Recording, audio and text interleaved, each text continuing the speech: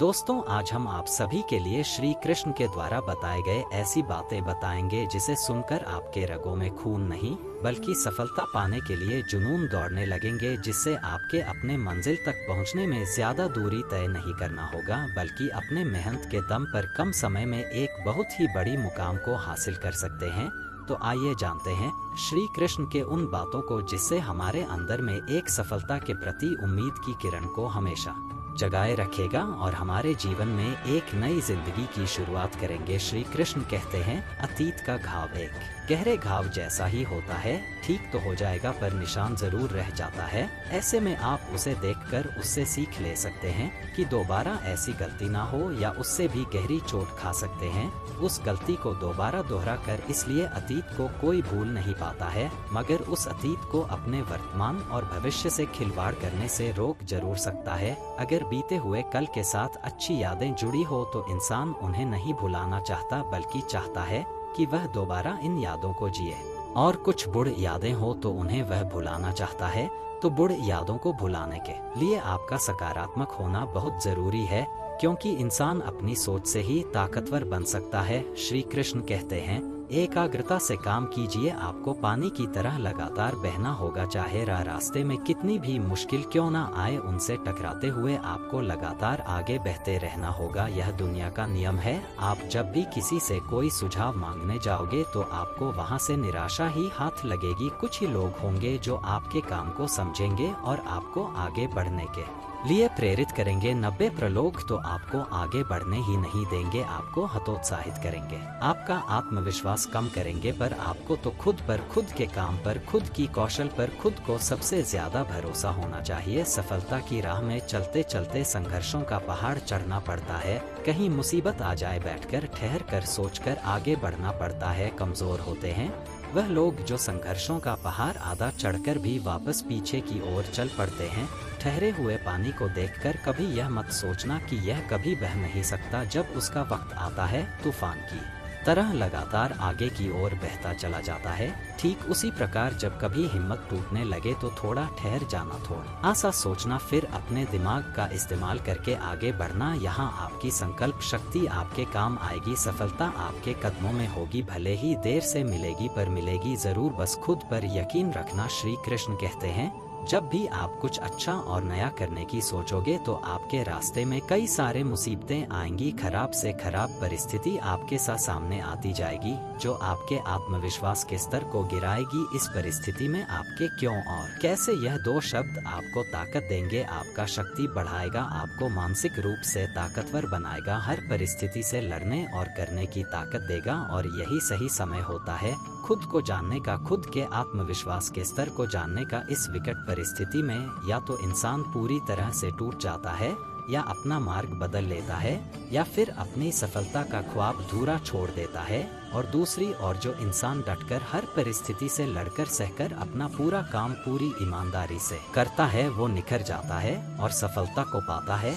जब हम नए काम करते हैं तो हमसे छोटी गलतियां होती है, लेकिन कई बार ऐसा भी होता है कि सब कुछ सही होने के बावजूद भी कुछ लोग ऐसे भी होते हैं जो बार बार होने वाली गलतियों की वजह से हार मान लेते हैं। उन्हें यह डर रहता है कि जिस काम में वह बार बार असफल हो रहे हैं, वह काम करना उनके बस से बाहर है। लेकिन जो लोग अपनी गलतियों से सीखना जानते हैं, वह कभी हार नहीं मानते हैं। अगर हम कुछ नया सोच सकते हैं तो हम उसे कर भी सकते हैं, लेकिन उसके लिए हमें अपने आप पर पूरा भरोसा होना चाहिए। हम अक्सर अपनी नाकामयाब का मुख्य कारण दूसरों को मानते हैं। अपने जीवन में पीछे मुड़कर देखिए, आपको क्या क्या नहीं मिला, उनके कारणों को जानिए। अगर आप किसी दूसरों को कारण ठहराए तो उसमें उलझ जाएंगे, ठीक से यह नहीं देख पाएंगे कि आपने क्या क्या गलतियां की। अगर पास्ट में आपने किसी और को अपनी जिम्मेदारियां उठाने दी तो उसकी भी कुछ ना कुछ वजह रही होगी, और जब यह बात आपके समझ में आ जाए तो उसी वक्त से अपनी जिम्मेदारियों का बोझ खुद से उठाना शुरू कर दें। आप जो कर रहे हैं उसकी जिम्मेदारी अगर आप खुद नहीं लेंगे तो परिणाम कभी भी आपके मन मुताबिक नहीं होगा और आप हमेशा असंतुष्ट रहेंगे। आप जो जिंदगी जी रहे हैं, जैसा जी रहे हैं, वो आपके द्वारा बनाई गई है।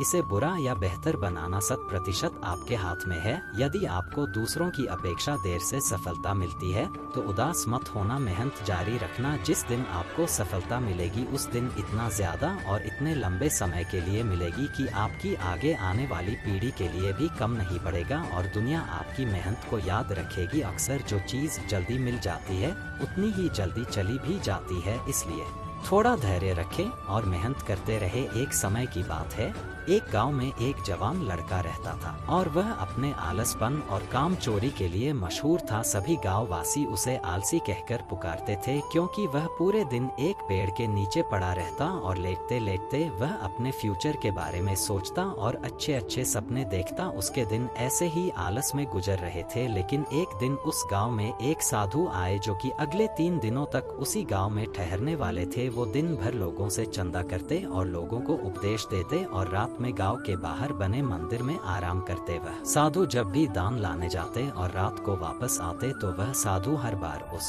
जवान लड़के को उसी पेड़ के नीचे लेटा हुआ पाते। साधु 2 दिनों तक यह सब देखते रहे। वो साधु समझ गए कि ये लड़का मानसिक आलस का गुलाम है। तीसरे दिन जब वो वापस लौट रहे थे तो उस लड़के के पास गए जो अभी भी उस पेड़ के नीचे लेटा हुआ था। साधु ने लड़के से कहा, बेटे मेरे पास तुम्हारे लिए एक काम है। मैं चाहता हूँ कि तुम उस पहाड़ी के चोटी तक जाओ और वहाँ से मेरे लिए एक पंख लेकर आओ। लड़के ने लेटे लेटे ही अपना सर पहाड़ी की तरफ किया और अपनी नजर उस पहाड़ की चोटी की तरफ ले गया और उसने साधु की तरफ देखा और उपहास लेते हुए कहा, यह असंभव है, मैं उस पहाड़ के ऊपर तक नहीं जा सकता, मैं बहुत आलसी हूँ। साधु ने मुस्कुराते हुए कहा, अरे मुझे जिस पंख की तलाश है वह इस पहाड़ी के शिखर पर नहीं मिलेगा, वह तो उस पहाड़ी के दूसरी तरफ एक गाँव के अंदर मिलेगा, जिसके लिए इस पहाड़ी के शिखर तक चढ़कर फिर नीचे उतरना होगा। लेकिन वह कोई साधारण पंख नहीं है, वह एक ऐसा पंख है जिसे तुमने कभी नहीं देखा होगा। वह पंख बहुत सुंदर पंख है जो रोशनी बिखरती है। साधु के इन बातों से उस लड़के के अंदर उत्साह बढ़ गए। उसने आज से पहले ऐसे पंख के बारे में कभी नहीं सुना था और ऐसे रोमांचक सफर के बारे में सुनकर वह अंदर ही अंदर उत्साहित हो गया। इसलिए उसने साधु की चुनौती को कबूल किया और वह पहाड़ी की तरफ चल पड़ा। लेकिन चढ़ाई बहुत लंबी और मुश्किल थी। जल्दी ही लड़के का शरीर थकने लगा, सांसें फूलने लगी और शरीर से पसीना बहने लगा, लेकिन फिर भी उसने चलना जारी रखा। वह जैसे जैसे ऊपर चढ़ता गया उसे खुशी महसूस होने लगी जिसे उसने आज से पहले कभी महसूस नहीं किया था। आखिरकार जब वह कड़ी मेहनत और लंबी कोशिशों के बाद पहाड़ी के शिखर पर पहुंचा तो वह पूरी तरीके से थक चुका था, लेकिन वह बहुत खुश था। उसे अंदर से आत्मसंतुष्टि का एहसास हो रहा था। उसके चेहरे पर योद्धाओं जैसी मुस्कान थी, जैसे उसने कोई युद्ध जीत लिया हो। फिर उसने पहाड़ी के शिखर से नीचे देखा। उसके सामने एक बहुत ही मनमोहक नजारा था, लेकिन असली चुनौती आगे थी, क्योंकि उसे फिर उस पहाड़ी से नीचे भी उतरना था और उस गुफा को भी ढूंढना था जिसमें पंख मिलने की बात कही गई थी। नीचे उतरना बहुत ही ज्यादा मुश्किल व खतरनाक था, क्योंकि ढलान बहुत ही गहरी थी और चढ़ाई के समय लड़का बहुत ही बार लड़कर आया और गिरा भी था, तो डर भी उसके अंदर था। लेकिन साधु को वह पंख लाके देने के वादे की वजह से वह लगातार आगे बढ़ता रहा। काफी खोज और कड़ी मेहनत के बाद जब वह अंत में गुफा तक पहुंचा तो उसने देखा कि पंख वहीं पड़ा हुआ था, जो कि ऊपर एक बड़ी सुराख से आने वाली रोशनी की वजह से चमक रहा था। फिर उसने उस पंख को उठाया और उसकी सुंदरता को देखता ही रह गया। वह काफी देर तक पंख को ही घूरता रहा, लेकिन फिर अचानक उसे याद आया कि मुझे तो वापस भी जाना है। उसने खुद की तरफ देखा, वह पूरी तरह से थक चुका था। वह चिंता में पड़ गया कि वह पहाड़ कैसे चढ़ेगा और वह साधु तक पंख कैसे पहुंचाएगा। एक पल के लिए वह हार मानने के बारे में सोचा, लेकिन उसे वह खुशी और गर्व की भावना याद आ गई जो उसने पहाड़ी के शिखर पर पहुंचकर महसूस किया था। उसे एहसास हुआ कि उसके अंदर इस सफर को दोबारा पूरा करने की ताकत और मजबूती है। वो दोबारा पहाड़ी पर चढ़ने लगा। उसके मांसपेशियों में दर्द हो रहा था, कमजोरी की वजह से पैर कांप रहे थे, सांस फूल रहे थे। वो कई बार लड़खड़ा कर गिर भी पड़ा, लेकिन उसने हार नहीं मानी। वो खुद को आगे बढ़ाने के लिए लगातार उत्साहित करता रहा। अथक मेहनत और घंटों की कड़ी कोशिशों के बाद जब वह साधु के पास पहुंचा और उनके हाथों में वह पंख रखा तो उसके खुशी का ठिकाना ना रहा। उसे महसूस हुआ कि उसने आज अपने आलस पर काबू पा लिया है और कुछ बढ़िया करके दिखाया है। उसके चेहरे पर इतनी खुशी और संतुष्टि का भाव देखकर साधु मुस्कुराए और बोले, बहुत बढ़िया।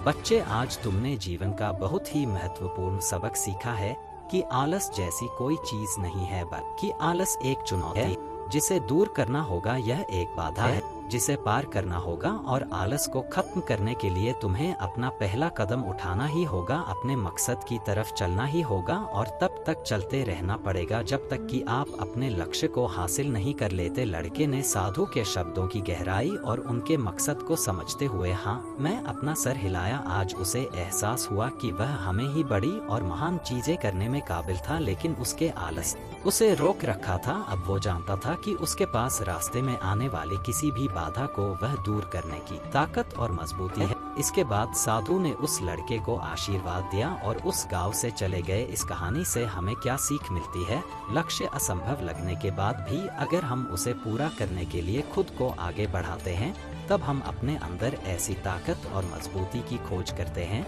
जिसके बारे में हम कभी नहीं जानते थे। आलसपन पर काबू करने के लिए हमें खुद को चुनौती देनी चाहिए और भरा सपना देखना चाहिए, फिर चाहे उस सपना को पूरा करने के लिए कितनी मुश्किल क्यों ना हो, हमें लगातार आगे बढ़ते रहना चाहिए। बाधाओं और असफलता के बावजूद मजबूत रहना चाहिए। हमें अपने लिए एक नियम बनाकर उस पर टिके रहकर अपनी मंजिल को पाने से पीछे नहीं हटना चाहिए। आपको सफलता अवश्य मिलेगी। दोस्तों, इस वीडियो में बस इतना ही। मिलते हैं अगले वीडियो में। अपना ख्याल रखिएगा। जय श्री कृष्ण।